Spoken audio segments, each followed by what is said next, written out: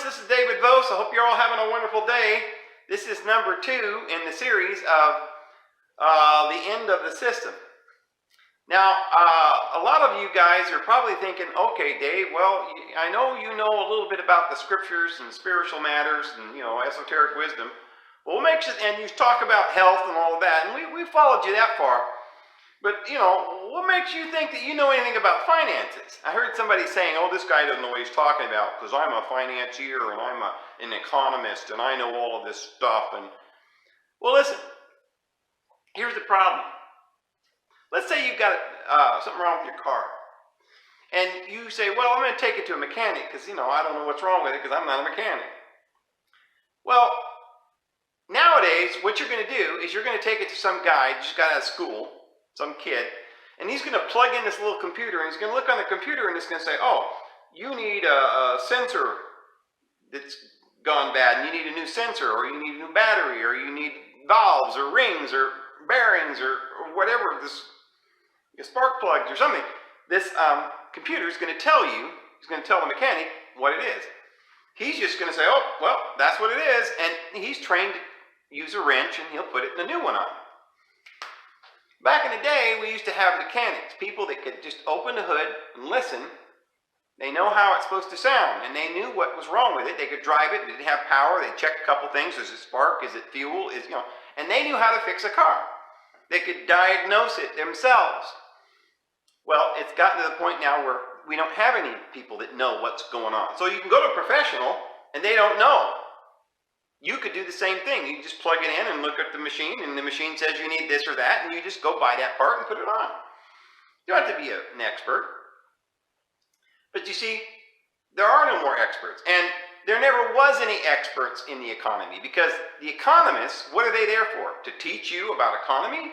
No. They're there to sucker you into putting money in the bank. They work for the banks. The whole point of the bank, now as we said, is a Ponzi scheme. To get you involved. See, the more money you put into the bank, then they can use your money and buy more things, and they just want more and more people's money. See, they finance each side of the war, and then at the end of the war, both countries are bankrupt, and they basically take over all the assets. They do that in your family life. They say, hey, you need a house and a car, come and we'll finance it for you. Now you work for them. You pay them every month with interest, and it never gets paid off, so you're their slave. This is what they're doing. So you think you're going to go to your master and say, Master, you think you could explain to me how I could become free? He's going to go, what? Well, I'll tell you, son, you work for me for another 7 years, and maybe we'll talk about it. See, don't go to the master, if you're a slave, and ask them how to get free. Don't go to an economist. Don't go to these bankers. Don't listen to these people on MSNBC and CNN and Fox News. They're going to tell you how the economy is and how you're, got consumer confidence and you should put all your money in the bank. They're lying to you. They've been doing it for a long, long time. See, you really just need to be a historian or have some common sense and look at the data.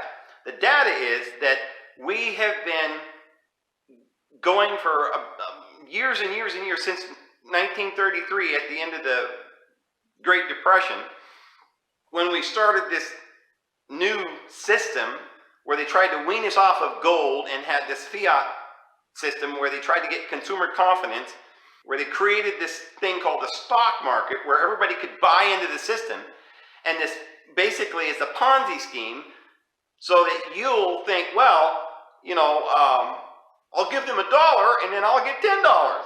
See, that's impossible. It's like a casino. Somebody's going to lose, and the house is going to win. It's like, playing blackjack. You're going to probably lose. Odds are that the house is going to win. See, these financiers aren't playing to give you money. This is not, the banking industry and finance was not created so that they could empower us. It's our government to empower the people. No, it was designed to suck us dry, to finance wars, to finance products and things that make you sick. So then you'd have to go to a hospital and they could make more money off of you. It's all a big Ponzi scheme. So What they've been doing is using interest rates and hiking them and lowering and tightening liquidity and easing liquidity and liquidation and stock market crashes and recessions and depressions, and it's all designed, it's a bunch of mumbo jumbo that you can't understand, and I guarantee that guy from Yale University doesn't understand it either, because he thinks it's somehow a good thing and you should just invest right now, right? But so he don't know what he's doing. He's just taught how to explain it to you so that he can sucker you into it. So don't listen to him. But this is a Ponzi scheme that's been going on now for 80 years since the Great Depression. Now, how'd that work out for them, right? They had low interest rates before the Great Depression. This finally resulted in a great market crash. 10% of the world markets disappeared overnight. And then they started raising the rates because of the fact that people were panicked. Nobody's going to put their money into a system that is going down. So they start raising the interest rates to get you to sucker you back in. Ever so often, they got to sucker you back in. So this is what's going on right now. They're raising the interest rates, the Feds are, and this is why Trump's concerned, because he knows what's coming. See, they know that it's about to crash. Argentina is up to 60% now.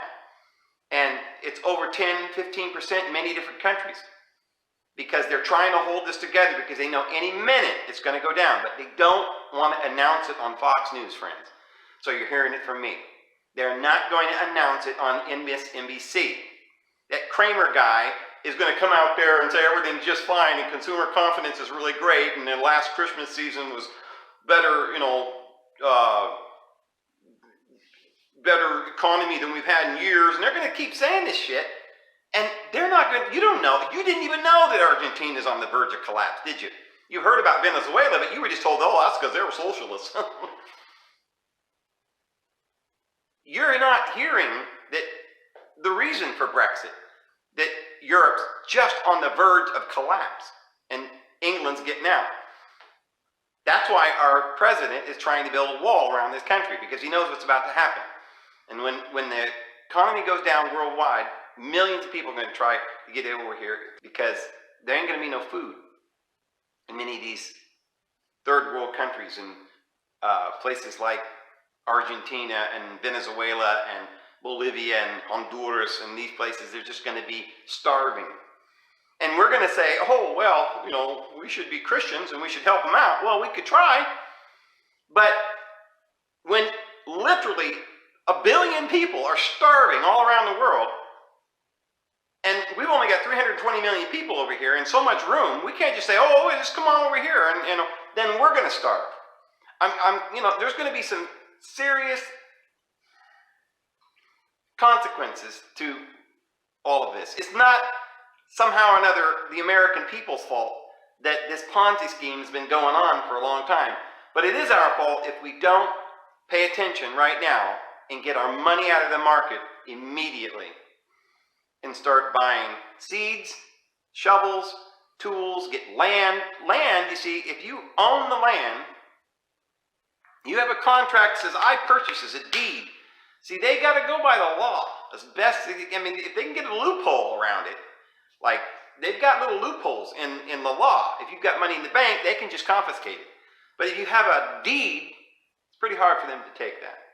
That would, at that point, when they start taking your deeds and your physical property and your guns, now we're talking about a revolution. And that could happen too.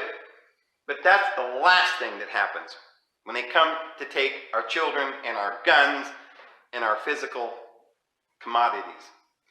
That's the last thing that will happen when it gets to the point where it's Mad Max. And it could happen. But you see, the American people is not going to do that. We're not going, when the time comes where the world is falling apart and the economy crashes, what's going to happen is, just as we've done in many other situations throughout history, because of our Constitution, we'll revert back to our Christian roots, and we will love one another and help one another. You got to help your own self in order to help others. And during the time that this occurs, the United States will be a beacon on a hill. We'll oust these bankers and these elite, and we'll arrest them, and it'll be a reset indeed. And this time is coming, and there's a few things that we need to talk about, such as cryptocurrencies and the future of the world and how we're going to fare after the reset. But in order for us to get from here to there, we've got to figure out, first of all, that it's happening. We've got to wake up. And it's a good thing that we know about it while the rest of the world is burning, right? But it's very good that we know so we can prepare. Not only for ourselves, but for others. And we're going to have some land. Even if you can't afford land, you're going to need your family and your relatives are going to have to get together and have some community land. Somewhere you've got to have a place where you can make a garden. You need seeds, you need shovels and tools, coats and backup supply of beans and rice and things that you need to be able to cook. You need ammunition, you need guns because you're going to have to hunt, fishing poles. And you're going to need knowledge, and you're going to need wisdom, and you're going to need a lot of love and endurance. And you have to have a plan. And so we're going to have to know all of this stuff. Because we've got to find out and understand what's really going on, or else we're going to be duped. You know, they tell you to go down there and put money in the stock market, see? So you take your dollar and you think you're going to put it in the stock market and get $2 or $3 out of it, right? Or double your money, triple your money. Oh, this is great. It's like a casino. Well, that's great because I only had $1 and now I've got $10. Whoa. No, what you have is paper. A lie written down on a piece of paper saying, hey, you got $10. No, you don't. Because dollar don't mean nothing. The dollar can rise in value compared to other currency. What is that? That's like saying, oh, I've got a rock and you've got a pretty rock, and so who wins? Well, we both got 2 rocks, all right? So what if I just say, well, I'll tell you what, my rock's really worth 2 rocks. Nah, I got more than you. And you're just like, what? We both got a rock. How come your rock's worth more than mine? That's not value. That's not common sense. That's ridiculous. If you believe this baloney, well, Dave, it's been going on this way for 100 years or 200 years or something. You know, everything's probably going to be all right, Dave. Just settle down now. Is it going to be all right? See, you haven't lived through the Great Depression. People standing in lines all the way out to the, 10 miles down the road just to get a loaf of bread because they were starving.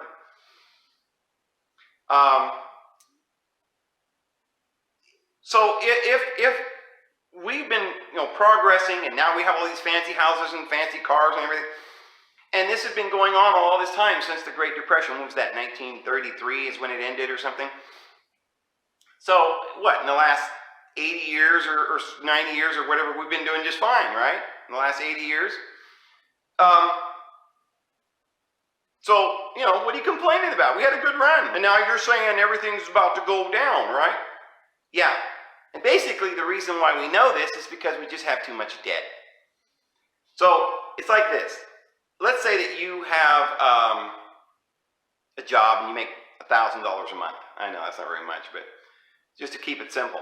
And your bills are $500 a month. Now you get $500 over and above what you need to spend. So you have $500 every month you can just spend on whatever you want, or you could save it. That's pretty simple. And then a year later, your bills go up to $800 a month. Now you've only got $200 left over, but that's still enough to go out and have some fun and go to a dance and and get cable or do some frivolous thing. So then you get your cable and a special phone, and maybe you buy your motorcycle and that's $100 a month. Now you're tapped out. Your bills are $1,000 a month. You're making $1,000 a month. You're still okay. You got everything you want. Everything's fine. But if anything happens, you're done, right? Now, let's say that you got $1,000 a month coming in. You're spending $1,000 a month. And you decide, you know what? There's one more thing I need. I got to go into debt now and buy me this other thing. I need a new car because my car broke down. So now your car's $400 a month and your insurance goes up. So now you get $400, maybe $500 a month extra that you need, but you don't have. You just go into debt. Just get a loan. See? Now, you're still okay because maybe you know, they're going to give you this loan, and it's going to keep you sailing for another 5 years. So for 5 years, you're just living off this loan, paying your $500 a month off this loan. You're fine. 5 years goes by, and pretty simple to figure this out, right? 5 years goes by, and now what? Now you got to pay back the loan. And if you don't pay back the loan, what happens? Bank comes and takes your house, takes your car.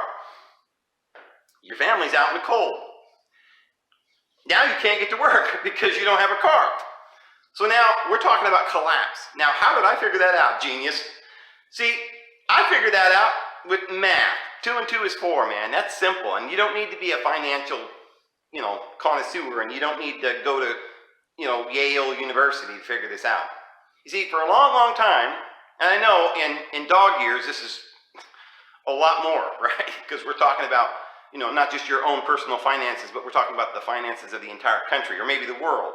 So since 1933 till now, we've been going along pretty good. We've had some crashes and ups and downs and some depressions and some recessions and so forth. But you're like, well, overall, we're doing fine, right? No, this is what you don't get, is the people have been buying homes and losing homes. They've been working their tails off. They've been dying. People are in the hospital. It ain't good. Some people have fancy cars for a little while, then they lose it, and it's up and down. It's not that great. I mean, there's no way to really explain to you just how kind of hard it's been on human beings for the last 80 years. But for the financial lenders, it's been great. Now, the only reason that that's possible is because they're the bank that gave you the loan, and they're just waiting for you to default. And you see, we're about to default. Now, nobody knows exactly what day you're going to default, but you can get pretty darn close. You see, remember when you had that loan, it was a 5-year loan, you could pretty much figure it out that when that 5 years was up, if you didn't have some other plan, or you couldn't maybe go get another credit card and try some little scheme like that. See, that's what's happening, is we probably should have went down a long time ago. When Obama took office, the big bubble busted and we were about to go down. So what they did was they bailed out the banks and just made another loan. So now our debt's even increased more. And what people don't realize is even under Trump now, for the last year, the debt's been going up more and more and more and more, way more. So things aren't getting better. And the debt going up, what does that mean? It means you and me, we got to pay for it and we can't. So what they do is they just keep trying to consolidate all of the power and the actual wealth in the world, which is the gold, the physical gold, the land, and anything that's important, and even your soul. See, if they can own you, you become their slave. You're a debtor. So the key is who has control. Now, it ain't you and me. And we're coming to a place now where there is no more wiggle room whatsoever. We owe not $20 trillion in debt, not $21 trillion in debt, but hundreds of trillions of dollars. And as I said in the video yesterday, Social Security is now at the point where it's not any longer sustainable, because there's more going out of Social Security than's going in. And that just happened in 2017. So we're at the breaking point. Time's up. Our loan that we took out, it's payable now. Problem is, it's payable to who? These goons that stole it from us all these years. So it's no big deal. All we do is arrest these goons and we're fine. Except the problem is once we arrest these goons, we have to start over with a new system. Right now, this entire world is based on this system. So when the system, we don't know what to do. I mean, even if you wanted to fix it, if Trump wanted to fix it, and he went and he rounded these people up and arrested them, the economy would boom immediately. Because you see, Walmart has to have financial backing, get the trucks to the market, and if there's no food in the market, we starve. This is a very complicated thing, but at the same time, it's not complicated to figure it out, that it has to go down because we owe too much money. It's that simple. Now, and before the Great Depression, interest rates were very, very, very low, just like they have been for the last 8 years. Almost zero. Now, why do they do that? Well, that's a good thing, right? No, it's just a scheme to get your money. Because when interest rates are low, what that means is, if you give them your money, They don't have to give you any interest on it. So they're just getting your money and using it for collateral and building their empire, and they're not giving you a cut. See, when you have high interest rates and you can put your money in the bank, let's say you have $1 million, and interest rates are 2, 3, 4% or whatever, you can put your $1 million in the bank, and 2 or 3% of $1 million every year is quite a bit. You can dang near live off that. Live pretty good off that. But if you have $1 million and you put it in the bank and there's no interest, you're just sort of like letting the bank borrow your money. Pretty good deal for them. So it's a way for them to take the collateral, it's a way for the banks, these low interest rates, to consolidate all of their wealth. One of the ways. They do a lot of different things. And then once they've gotten a lot of the wealth into their own pockets, what does that mean? It means the stock market's high. Low interest rates, people are buying and selling, and Walmart, that's worth $10 billion, like we said, on paper now is worth $100 billion, and so that little piece of paper is in our hands, and we think we're doing great, but the real wealth is in the hands of the bankers, the lenders. But you see, eventually, even the lenders have to fall. And I want you to understand something right now. The central bank of the world is about to fall. Yes, it is, friends, and that is the thing that's so very, very frightening. See, remember what we said. Interest rates were really low before the Great Depression because they brought on the Great Depression on purpose. It's a way to consolidate all the wealth in the world. They financed 2 wars to bankrupt the world. They've got similar tactics now to transition us into another system. They're just gaining power. This is the Ponzi scheme to take our souls. So before the Great Depression, low interest rates, consolidating all of the wealth. Now they get all this wealth, real wealth, all the gold and all the real actual wealth, the earth, the land, got everybody working for them. We're all their slaves. And then what do? Well, then they raise the interest rates real fast. So in 1929, they started raising the interest rates. It got up like in 1930, I guess, or somewhere around in there, it was up to like 6, 7%. Just that quick. What did that do? Boom! Crash. Oh my goodness! Ooh, wow, that was crazy. We never saw that coming. Ooh, well, what did they do that for? Because remember now, the stock market's really big. The wealth is going into the pockets of the elite, and these companies are overpriced, and we've got all this paper money that says it's worth more than it really is, and now you drop the stock market, sort of bring it down to a level where it really actually is. So in other words, if that Walmart's worth $10 billion, and on paper it says $100 billion, well, when the crash happens, now Walmart's back down to just $10 billion. Maybe even down to $9 billion, might even go down further. But all of this paper money and all of this supposed wealth that's in the hands of the public is now it just disappears. So you raise the interest rates because when this crash happens, people have got to have some excuse to put their money in the bank. Otherwise, they'll take it out of the bank, right? Oh no, everything's crashing. I ain't putting my money in the bank, right? What if the bank said, well, wait a minute now. Now, hold on. We've been taking your money in for so long, and you're starting to get a little leery about this. So I'll tell you what, we'll raise the rate, and that way, if you'll just give us your money, we'll give you a little bit back. So we'll raise the interest rates. We'll give you a little bit back. Well, 8 years now, 0 interest rates, just like it was before the Great Depression. And now all of a sudden, what? The feds are raising the rates here in America. Do you know what the interest rates are in Argentina right now? 60%. 60. Do you know why? Because Argentina is on the verge of absolute total collapse. And they can't get people to put money in the bank. They're scared. They ain't putting their money in the bank. No. Well, hey, come on now. I'll give you 60%. Well, what would make a person believe that if the country's about to collapse, that they would have any, this is the way the banks always do. Say, well, we don't have the money. I'm sorry, we can't pay you your money. You can't, bank closed. Do you know that in the last year, we've been in a bear market, meaning that the stock market has been going down. And when it gets like 20% lower over a certain period of time, it's a bear market or something. Okay, during the last little while, do you know, just the last few weeks, do you know that they have closed the stock exchange on Wall Street 40 times? When President W.H. Bush passed away on the 6th, I guess, or somewhere around there of December, they stopped the whole stock market. They closed it that day. And they made people think it was because Bush had died. See, it was not a scheduled event. They just closed the stock market. Oh, well, it's because Bush died.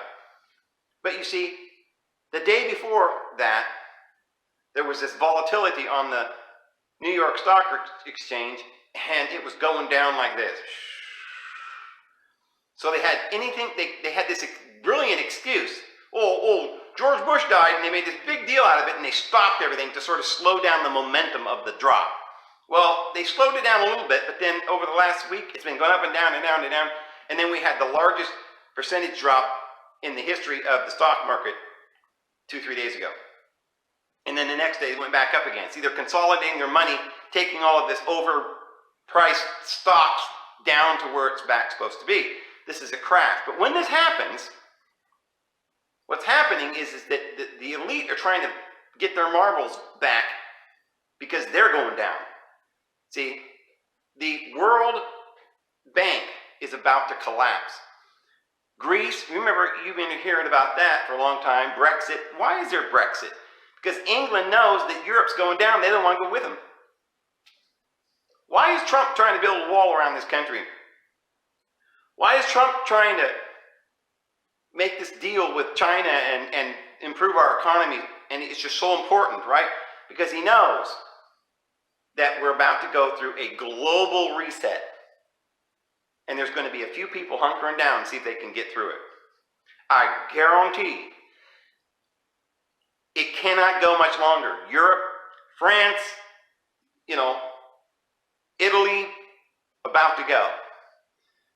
Germany's doing a lot better than some of the other countries, but many of the other countries are going down. You see, you hear all this stuff about, socialism works, well, it ain't working too good because Venezuela's already crashed. And a good example about what they want to do is what they're capable of and why you should get your gold, your physical gold, immediately and get out of the stock market immediately. You don't do it after it's happened. You do it before. See, this, and right now, it's a good time. There's no panic yet. Not too much. Here and there's a little panic going on, but you still got time today to get all your money out of the stock market. I guarantee you need to do it. Sell your home. It's overpriced. There's a big housing real estate bubble. Everything's overpriced. Get it out. When you get that cash in your hand, you go buy some actual physical gold. Gold jewelry is even better. Gold coins is better because if you got a big bullion, piece of gold and you want to spend it, what are you going to do? Melt it down? It's going to be pretty hard, Say you only want to spend $100 for groceries and your bullion is worth thousands of dollars. What do? Cut a piece off or something? So you need coins or pieces of jewelry to get through this. And we're going to talk about that in the third video about what to do to get through this coming crisis because it's going to crash. Europe's going to go down. When that goes down, see, China's about to go down. Russia and China are making a push in this cryptocurrency. And now why is that? Because they're hoping that that's going to be able to sustain us during this crash. We're going to talk about cryptocurrency in the next video and Bitcoin and blockchain. Blockchain's a very important thing, friends. Something we need to know about and understand. But I guarantee that you don't have to be a genius to understand that number one, there's too much debt. Number two, these countries are going down like dominoes. And this country knows it, and that's why our interest rates are going up right now. And that's a sign that they're panicking. And that's why Donald Trump is saying, don't do that. See, because he knows what they're trying to do. And they don't like Donald Trump. They don't want Brexit. See, because that's going to precipitate the crash even faster. But you know what? They probably have already planned for this. Because they know it's going down. And I think they have a plan. It's going to all go digital money. There's not going to be, a dollar-backed system. Now, they may call it a dollar, just to make people feel better about it, but it's going to be crypto. It's going to be, credit cards and digital, and it's not going to be, for a while, it's going to be like nobody knows what's going on. But in the end, it's still got to be based on something like gold, because even if they try to go just crypto and base the new economy on consumer confidence, that's kind of what we've been doing, only it's been paper, and we switch it to a fiat digital, that's not going to help us a lot, because it still makes all of this improper evaluation of the economy, and it's all based on what you buy and what you purchase and what you have confidence in and stuff like that, and that cannot be sustainable. We found that out. It makes a lot of people rich and a lot of people poor, and the rich get richer, and finally the poor die, and then there's a big crash. So we can't keep doing that. Ultimately, there's got to be a base for what we're doing here, and it's always been for thousands of years gold and silver, because there's always across the board, there's always a need for gold and silver, whether it's in art, jewelry, money, finances. You can use it in technology. It's very important right now. A lot of the computer chips and wires and stuff like that are made out of silver, and you can use gold. It's very important now, here's another clue. Bill Gates is starting to buy up silver. He's putting all his money into silver, and so is a bunch of these other real big billionaires. They're buying up gold and silver. Now, they don't tell you that you should do it. Now, you see commercials saying, oh, buy gold right now, right? But really, you're just buying a piece of paper that says you own gold. Don't do that. Because you see, when this time comes, they're not going to give you the gold. It says right on their contract, you will never get physical gold. You're not buying physical gold. Just a piece of paper says you own gold. That might be a little bit better than money, but in the end, they're going to confiscate that too. You need physical gold. And a whole bunch of other countries are above 10% in interest rates right now. And that means that they know that people don't want to put money in the bank. They know that there's no confidence in these countries, because these countries they have so much debt that it is impossible to pay off the debt. And so the people that are in those countries are doing just what you and I are talking about right now, getting the flock out of Dodge. And they won't put their money in the bank. And so the bank's going to crash in all of these countries. Argentina, Venezuela's already gone. What did Venezuela do as soon as they crashed? They made it illegal for you to purchase physical gold. So you say, oh, don't worry, I've got money in the bank. Well, they'll just confiscate it. You don't have any money in the bank. The bank it's not trusted, okay? And even in the United States, they will not, remember what we said, they've already stopped, they closed the New York Stock Exchange 40 times in the last few weeks. So you can't go and buy and purchase and do things like that. They control everything. When they think there's an emergency, they can say, you just can't go to the bank and get your money out.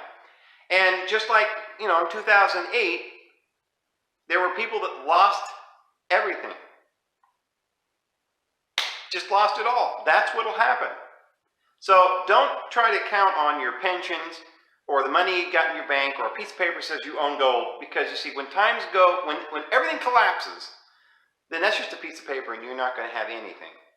So don't wait until after the crash like people did in Venezuela, and now they can't purchase gold. It's illegal.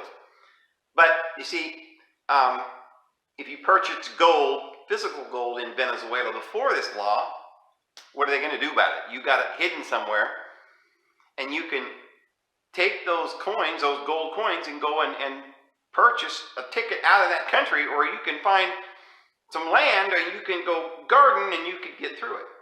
Because you can buy a shovel, you can buy some seeds, you can make sure you've got water, or get the flock out. A lot of people are in these cities, they don't even have a place to make a garden. But if you've got a little piece of land, then you can make a garden. So we have to prepare now.